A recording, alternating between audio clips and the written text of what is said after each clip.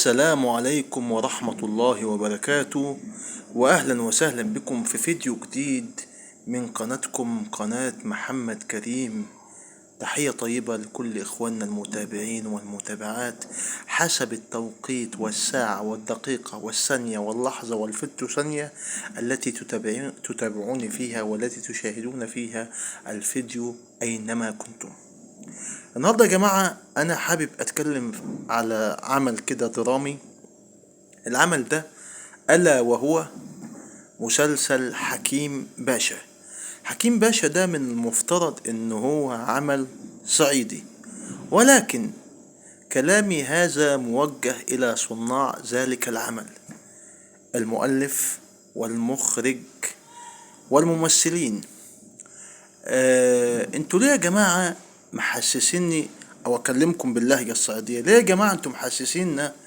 يعني اولا اللهجة في المسلسل فيها كمية تكلف يعني فظيع جدا. يعني بمعنى ان الاخت مثلا على سبيل المثال وليس الحصر، الاخت اسماء الصايغ، الفنانة اسماء الصايغ اللي هي بتشارك الاستاذ مصطفى شعبان البطولة في العمل، بتتكلم بطريقة كده يعني محسساك ان ليه وكعكية، ودايما كده فشخة بقها وبتجعر وبتعلف صوتها بطريقة كده مريبة.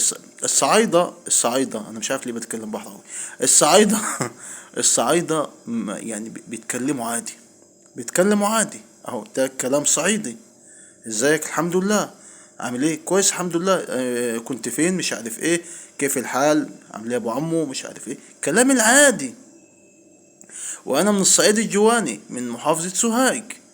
فانتوا ليه محسسين ان يعني مش عارف انتوا اللهجة دي جايبينها من انهي صعيد معين؟ يعني صعيد مثلا صعيدة الجيزة ما تعتبرش صعيد، بني سويف كذلك الامر. المنيا يعني هما نوعا ما اخواننا بتوع المنيا بيمدوا في الكلام فين. يعني مثلا تسأل واحد انت منين، يقولك انا من مالوي. تمام. كيف عامل ايه؟ كيف الحال؟ شوف لنا اللقطة ايه كده يعني. تمام. انما الصعيد الجواني بيدوسوا على الجيم. عامل ايه؟ كويس الحمد لله. كيف الحال؟ الحمد لله زين. الامور ماشية؟ ماشي الحمد لله تمام كده يعني. وليه كمان محسسين المؤلف؟ انا مش عارف ليه محسسني ان الصعايدة كلهم بسم الله ما شاء الله تجار سلاح، وكلهم تجار مخدرات، وكلهم تجار اثار، وجايب لنا يا اخويا قصر وفلل وعربيات وموائد ملهاش اخر ودنيا وعلمين وقصور وليالي حمرة. لا يا عم، الصعايدة ناس طيبين وناس عاديين خالص، بيعيشوا في شقق وبيعيشوا في بيوت عادية وبيتكلموا عادي وبيتعاملوا عادي. ومش كل يعني محسسين ان حياة الصعايدة ليه ليه حياة فارهة، ولا كأنهم بسم الله ما شاء الله الواحد فيهم ولا كأنه علي بابا، قصة علي بابا ولا 40 حرامي. ومحسسين ان بقى تجارة الآثار دي بقى سهلة، وكل واحد صعيدي بقى دافن تحت بيته عامل له مخزن ودافن فيه بقى آثار بقى وتوابيت ومش عارف ومشايات وذهب وألماظ وياقوت ايه ده. لا يا عم، الصعيد مش كده خالص يا عم. وشغلانة الآثار مش بالسهولة اللي انتوا شايفينها دي، ومش بالسهل ان انت ده ده الصعيد كله حفيان على نص تمساح. انت خف كل سهولة جايبهولي عامل لي قال مخزن تحت الارض، وعامل لي مش عارف ولاقي، وعنده قال مجابر، وعنده مش عارف سلاح، وعنده مش عارف اسطول عربيات، وعنده فلل، وعنده حريم وليالي. لا يا عم الصعايدة ناس بساط خالص وناس عاديين خالص، ومفيش تكلف اساسا في الكلام، ومفيش تكلف في المعاملة، والدنيا في اللذاذة، والدنيا بسيطة خالص مع الصعايدة. وناس طيبين وناس غلابة ومحترمين وبيحترموا الناس كلهم. الحاجة الوحيدة اللي بيتفقوا عليها الصعايدة كلهم هي كرامتهم. وبعدين اللهجة اللي انتوا بتتكلموا بيها دي مش لهجة صعايدة خالص خالص. دي ولا تمت للصعايدة بصلة. يعني انا مش عارف يعني مين. طب هاتولكم على الاقل، هاتولكم واحد صعيدي. السوشيال ميديا مليانة ناس بتعمل أدوار صعيدية، هاتلكم واحد يمثل معاكم دور صعيدي مثلا يعني. تمام. بلاش تجيبوا مثلا من الناس بتوع السوشيال والحاجات دي، هاتلكم يا سيدي مصحح لهجة يبقى معاكم أثناء التصوير، على أساس إن لما يبقى مثلا يتعرض العمل ما بيطلعش واحد زي حالات صعيدي ينتقدكم. وانا مش انا بس، ده ناس كتير بتنتقدكم وبتنتقد العمل يعني، فمش لا. المسلسل ده يعتبر فيه سقطات درامية يعني، وسقطات للممثلين وللمؤلف العمل نفسه يعني. الصعيد بسيط خالص، وما فيهوش الهمبكة الكدابة دي كلها، وما فيهوش الحواديت دي كلها، وما فيهوش القصص دي كلها، وما فيهوش الافشخانات دي كلها. ما عندناش احنا الافشخانات دي كلها يعني، وما عندناش التكلف ده كله يعني. وحتى في رقصة العصاية عنديكم مصطفى شعبان لا عارف يرقص، ولا الممثل اللي قدامه عارف يرقص رقصة بالعصاية، ولا عارفين وصارفين ومكلفين وليالي وإضاءة. الليلة واقعة منكم خالص خالص.